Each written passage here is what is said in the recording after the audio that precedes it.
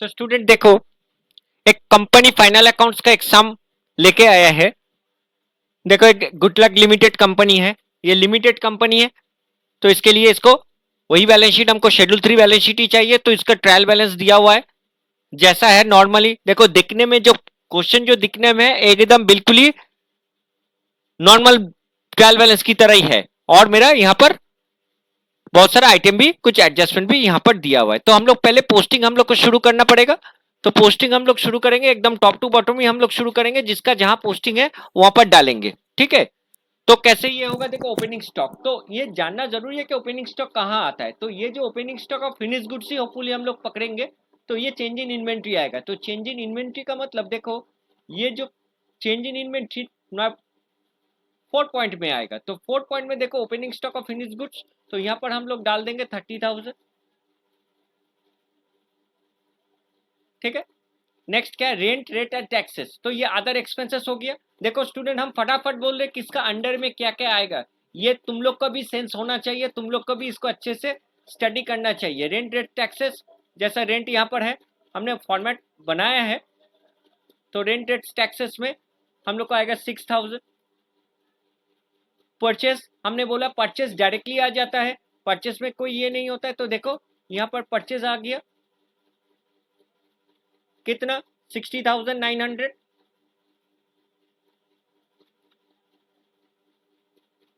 उसके बाद देखो wages, wages employees benefit expenses में आते हैं।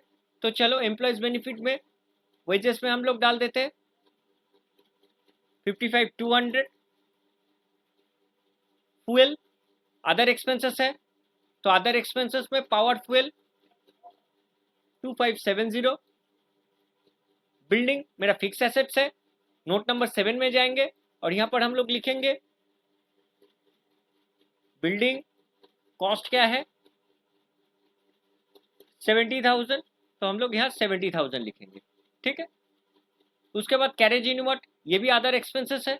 तो कैरेज इनवर्ट अदर एक्सपेंसेस में हम लोग चले जाएंगे। देखो कैरेज इनवर्ट यहाँ पर है, बार बार बता रहे फॉर्मेट को घोल के खा जाना पड़ेगा।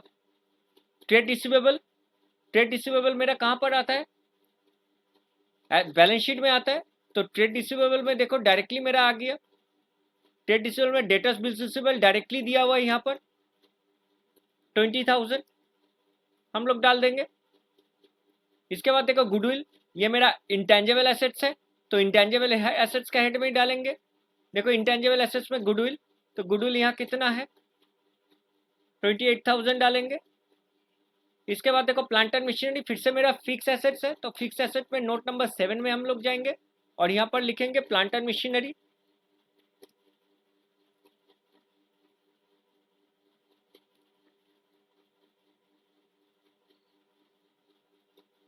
देखो प्लांट एंड मशीनरी मेरा 25,000। लूज टूल्स, लूज टूल्स मेरा 6,000 क्लोजिंग स्टॉक में आएगा, इन्वेंट्रीज में आएगा। देखो तो इन्वेंट्रीज में है जी लूज टूल्स 6,000। और एक बार बता रहे, जैसे हम लोग बचपन से फाइनल अकाउंट सीखते हैं, हर एडजस्टमेंट का डबल एंट्री होता है, यहाँ पर भी ऐसे ही होगा और ट्रायल बैलेंस का एक ही आइटम होगा। एडवर्टाइजमेंट मेरा है, तो एडवर्टाइजमेंट मेरा अदर एक्सपेंसेस है, तो इसमें इसको अदर एक्सपेंसेस में हम लोग डालते हैं।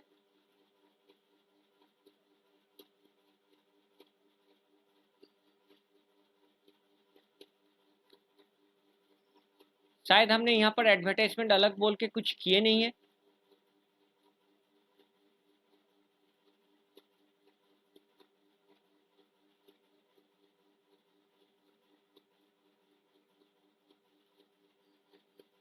नीचे कोई हमने चेंज करके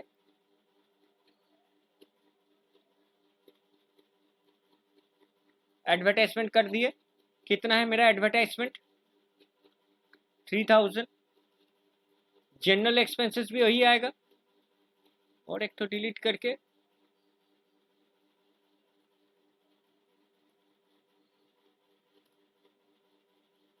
जनरल एक्सपेंसेस 5,900। बैड डेब्ट भी यहीं पर ही आएगा।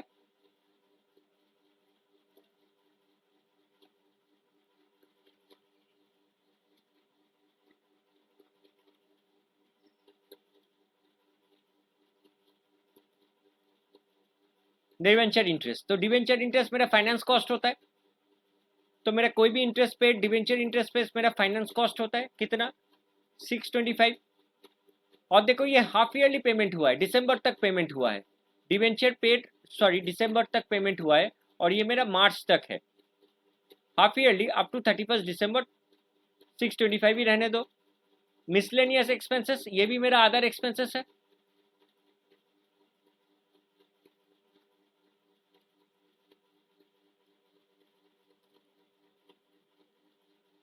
मिसलेनियस एक्सपेंसेस मेरा है 3000।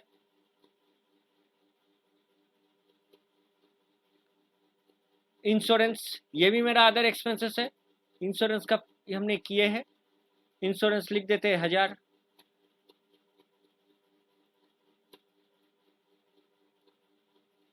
उसके बाद cash in hand cash at bank,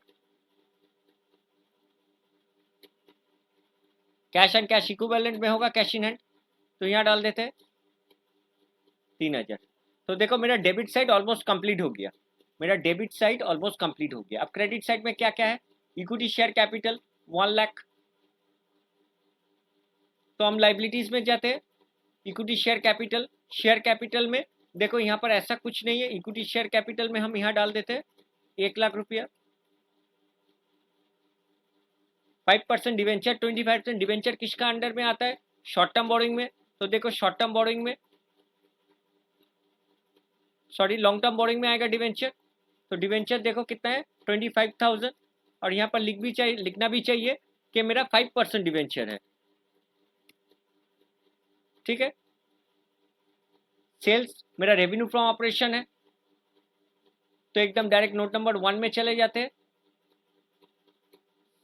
cell of product 1,70,000 sorry 1,75,000। Trade payable, चलो ट्रेड पेबल लाइबिलिटीज में आता है, ट्रेड पेबल बता दिया कितना 8,000। बैंक ओवरड्राफ्ट देखो next bank overdraft, bank overdraft मेरा शॉर्ट टर्म बोरोइंग है, तो देखो ये जो bank overdraft short term borrowing के अंडर में लिखते हैं 12,000। मिसलेनियस इनकम अदर इनकम, तो ये इनकम में आएगा, अदर इनकम में आएगा, कोई भी अदर इनकम है तो यहाँ पर डाल देते हैं 2,300। और एक है रिटर्न आउटवर्ड, रिटर्न आउटवर्ड मतलब परचेस रिटर्न, तो स्टूडेंट हम बताए थे कि परचेस से हम लोग डायरेक्टली इसको माइनस कर दे रहे हैं 60,800। तो देखो ऑलमोस्ट मेरा सारा चीज कंप्लीट हो गया, ठीक है, सारा पोस्टिंग मेरा पूरा कंप्लीट हो गया। अब आते हैं मेरा एडजस्टमेंट में, एडजस्टमेंट में क्या है, ऑथोराइज कैपिटल 2 लाख, देखो ऑथोराइज कैपिटल का भी हम लोग एक फॉर्मेट बनाए हैं कि शेयर कैपिटल में मेरा ऑथोराइज कैपिटल ये जस्ट लिखने का है 2 लाख। इसके बाद देखो 35,000 ये मेरा क्लोजिंग स्टॉक है, तो स्टूडेंट क्लोजिंग स्टॉक कहाँ जाएगा, इसका 2 पोस्टिंग होगा, कहाँ पर होगा, देखो एक opening minus closing, change in inventory में चेंज इन इन्वेंट्री का एक पार्ट था, तो यहाँ पर हम लोग लिखेंगे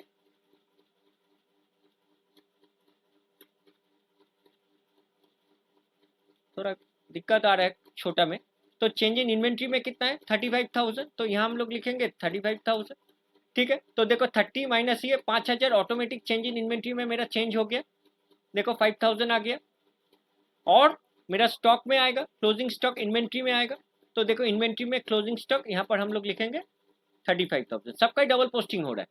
इसके बाद देखो depreciation plant and machinery 10% and revalued loose tools at 4,100, ठीक है। तो मेरा डेप्रिसिएशन मेरा नोट नंबर 7 में जाएंगे, नोट नंबर 7 में देखो डेप्रिसिएशन कितना है, प्लांट एंड मशीनरी की सिर्फ 10% है, तो प्लांट एंड 10% डेप्रिसिएशन कितना होगा, तो सिंपल एज दैट 2,500 होगा, और मेरा रिटर्न डाउन वैल्यू कितना होगा, एज सिंपल एज दैट, तो देखो 2,50,000 से ये अगर माइनस करेंगे तो मेरा 2,25,000 आ गया, और मेरा बिल्डिंग में कोई डेप्रिसिएशन नहीं था, इसलिए जैसा है वैसे ही रह जाएगा, ठीक है। और एक डेप्रिशिएशन है लूज टूल्स, लूज टूल्स का डेप्रिशिएशन भी है।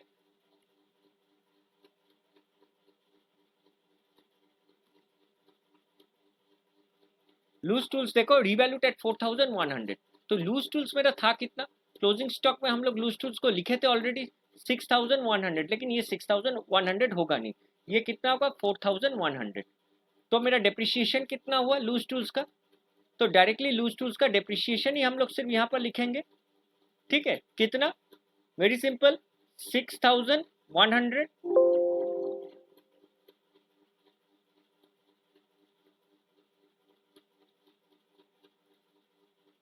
Sorry 6000 minus 4100, clear. तो मेरा डेप्रिशिएशन हो गया 1900, और क्या बाकी रह गया, प्रोवाइड 2% बैड डेप्ट, राइट। तो बैड डेप मतलब मेरा डेटर से बैड डेप लेस होगा, तो यहाँ जो हम लोग ट्रेड रिसीवेबल लिखे थे यहाँ से बैड डेप लेस होगा। एक चीज हम लोग को यहाँ पर करना पड़ेगा,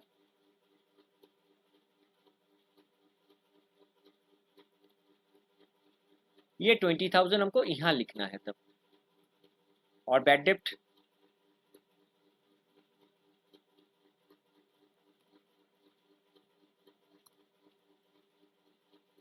बैड डेप्ट कितना है 5%, तो इसका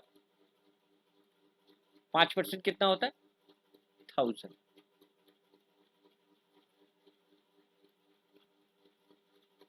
तो मेरा आएगा 19,000। तो मेरा ट्रेड रिसीवेबल कितना हो गया 19,000। अच्छा ये 1000 बैड डेप का सेकंड पोस्टिंग क्या होगा, जो भी बैड डेप वगैरह है सब मेरा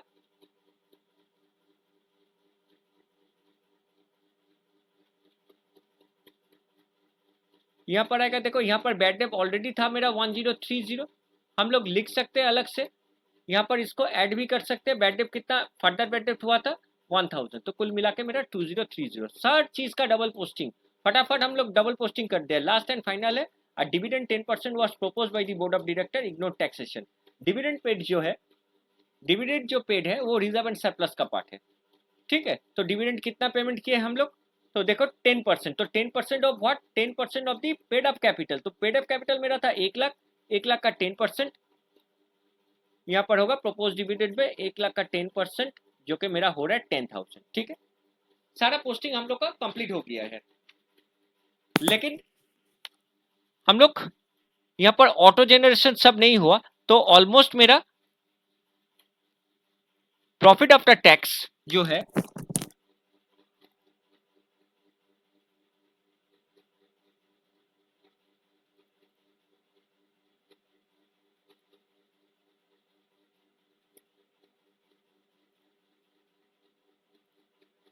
प्रॉफिट बिफोर टैक्स मेरा 36,600 ऑलमोस्ट आ गया, लेकिन सारा चीज मेरा लिंक नहीं हुआ, इसके लिए बैलेंस शीट भी मैच नहीं हुआ। तो देखो मेरा share capital,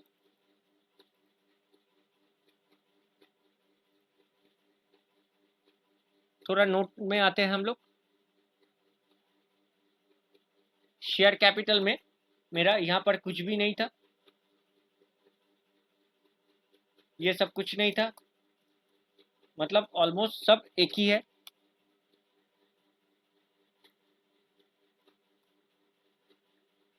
reserve and surplus में कोई ओपनिंग बैलेंस था नहीं, मेरा नेट प्रॉफिट को लिंक नहीं किए थे। नेट प्रॉफिट मेरा कितना है आफ्टर टैक्स 36,600, देखो ऑटोमेटिकली आ गया। इंटरिम डिविडेंड मेरा कुछ था नहीं, ट्रांसफर टू जनरल रिजर्व भी कुछ नहीं था, क्लोजिंग बैलेंस भी कुछ नहीं था। तो मेरा यहाँ पर कितना आया, तो वेरी सिंपल, नेट प्रॉफिट से जो डिविडेंड हुआ वही माइनस होके आया, ठीक है। मेरा जनरल रिजर्व कुछ भी नहीं था, transfer to general reserve securities premium और एनी अदर कुछ नहीं था, ठीक है। अदर करेंट लाइबिलिटीज कुछ नहीं था। शॉर्ट टर्म प्रोविजन, उसमें प्रोपोज डिविडेंड आएगा, कितना प्रोपोज डिविडेंड आएगा जो यहाँ पर हम लोग किए थे। देखो प्रोपोज डिविडेंड हो गया, इंटेंजिबल एसेट जैसा है वैसे ही चला आया, इन्वेंट्री चला आया, अदर करेंट एसेट्स मेरा कुछ था नहीं,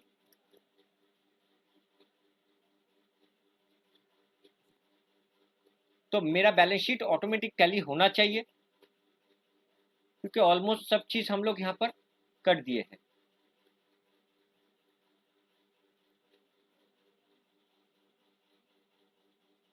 ठीक है, लेकिन मेरा बैलेंस शीट मैच नहीं हुआ, शायद कुछ पोस्टिंग हम लोग का रॉन्ग हुआ है। देखो 3100 का कहीं ना कहीं हम लोग पोस्टिंग कुछ गलत किए हैं, इसके वजह से हम लोग का ये आया नहीं है।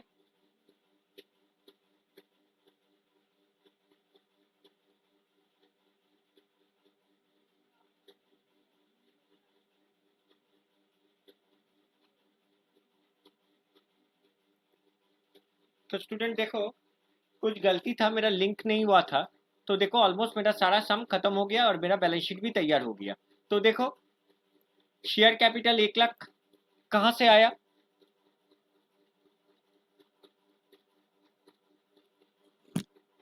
यहां से आया। शेयर कैपिटल मेरा कितना था, 1 लाख। रिजर्व एंड सरप्लस में 26,600, तो देखो 26,600 आया। लॉन्ग टर्म बोरिंग में ये भी लिंक नहीं था, 25,000, तो मेरा लॉन्ग टर्म बोरिंग में आ गया। ट्रेड पेबल में 8,000 आया। अदर करेंट लाइबिलिटीज कुछ था नहीं, शॉर्ट टर्म प्रोविजन में 10,000 आया। लाइबिलिटी साइड पूरा ही लिंक नहीं था, तो देखो लाइबिलिटी साइड में ये सारा चीज आ गया। शॉर्ट टर्म बोरिंग ये अब मेरा कुछ था नहीं, तो देखो 1,81,600 और यहाँ पर भी 1,81,600। तो इस सम को अच्छे से देखो, इसका भी पीडीएफ हम भेज दे रहे हैं। तो होप स्टूडेंट तुम लोग को ये समझ में आया है कि कैसे ये सम होता है। हमने इसको एक्सेल शीट में बनाया, इसलिए बहुत जल्दी हो गया, आसान हो गया, लेकिन तुम लोग को सारा चीज इसको कैलकुलेटर में कैलकुलेट करना है और इसमें डालना है। और इसमें कोई टैक्सेशन था नहीं, अगर टैक्सेशन रहता तो मेरा शॉर्ट टर्म प्रोविजन में भी आ जाता। शॉर्ट टर्म प्रोविजन में प्रोविजन फॉर टैक्सेशन बोल के एक जो पार्ट है, तो देखो ये जो प्रोविजन फॉर टैक्सेशन में जो पार्ट है वो आ जाता, लेकिन यहाँ पर है ही नहीं ये।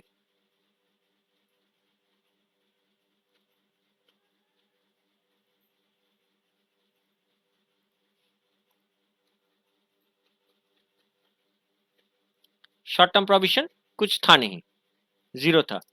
अगर कोई टैक्सेशन होता तो हम लोग को ये आता। ठीक है, तो इसको अच्छे से देखते रहो। देखो मेरा आधा करंट एसेट में कुछ था नहीं, इसलिए वहां पर कुछ ट्रांसफर भी हम लोग का बैलेंस शीट में नहीं हुआ, तो बैलेंस शीट टैली हो गया।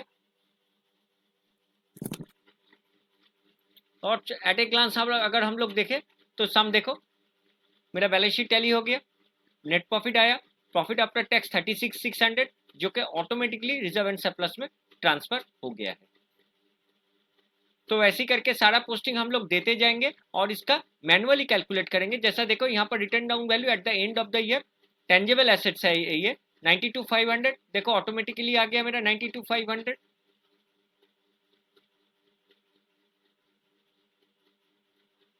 रिजर्व एंड सरप्लस में देखो 26,600, ये मेरा 1 लाख ऑटोमेटिक सब आया है, 1,26,600। लॉन्ग टर्म बोरोइंग, तो देखो यहाँ पर स्टूडेंट लॉन्ग टर्म बोरोइंग में 25,500 ये आ गया। शॉर्ट टर्म बोरोइंग में 12,000, ट्रेड पेबल में 8,000, जो कि है एकदम आ जा रहा है। और ये आके हम लोग को टोटल 1,86,000 आया और मेरा बैलेंस शीट में भी 1,81,600 आया। तो इस सम को अच्छे से देखो और तुम लोग ऐसा ही एक फॉर्मेट पहले बना लोगे, ठीक है, बना के उसका अंडर में तुम लोग लिखते जाओगे। हाँ, तुम लोग क्या करोगे, अंडर में अदर एक्सपेंसेस लिखे, ये सारा चीज लिखने का जरूरत नहीं है। अब तुम लोग का आइडिया ऑलमोस्ट हो गया कि किसका अंडर में क्या क्या आता है। तो अदर एक्सपेंस में जो जो आइटम ट्रायल बैलेंस में है, सिर्फ वही आइटम तुम लोग लेते जाओ। ठीक है, इतना मेहनत करने का जरूरत नहीं है। शेयर कैपिटल में तो ये फॉर्मेट में लिखना ही पड़ेगा, रिजर्व एंड सरप्लस में भी इतना नहीं लिखना पड़ेगा, सिर्फ नेट प्रॉफिट लिखोगे और मेरा जितना डिविडेंड पेमेंट किया है वही आएगा। देखो लॉन्ग टर्म बोरोइंग में तो मेरा सिर्फ डिवेंचर ही था, तो तुम लोग सिर्फ डिवेंचर ही लिखोगे, ये सब आइटम लिखने का जरूरत नहीं है। लेकिन मेन हेड में जो है, लेकिन मेन हेड में हम लोग सारा चीज लिखेंगे। मेन हेड में यहां पर जो है बैलेंस शीट में हम लोग सारा चीज लिखेंगे। ठीक है, लेकिन नोट्स ऑफ अकाउंट्स में सब लिखने का जरूरत नहीं है। तो ये सब मेरा हो गया है। देखो ऑलमोस्ट बहुत